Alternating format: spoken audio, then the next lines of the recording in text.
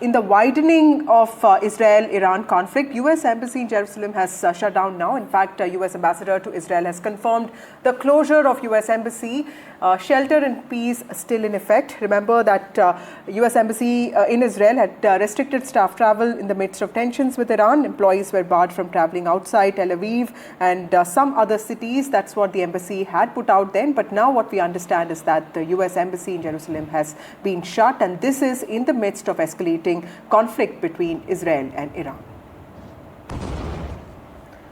My colleague Vishal joins us with more details on this. Vishal, we did see this coming because there were many restrictions that were being imposed on the embassy officials. But tell us, what does this mean for the nature of the escalation in this conflict? So this marks a fresh escalation in the whole conflict, and US Embassy doesn't seem to have been targeted, but some projectiles seem to have landed near the territory of US Embassy and one consulate. It remains to be seen whether or not embassy staff are injured, but some reports suggest that some staff have incurred some damage and they have had some concussion. That remains to be confirmed, but this is another level of escalation.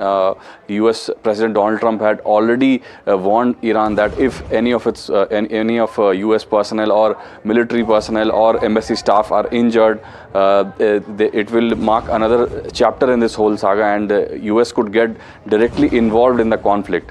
That would be the biggest escalation so far. US has been saying for a while, for the last 2 days, that it's not been involved in the conflict. But if US embassy personnel have been injured, it could prompt the US president to take some further action. US destroyers are already in the area. They have been moved closer to Israel to protect Israel from the barrage of missiles from Iranian regime, but so far they have not taken any offensive actions. Right.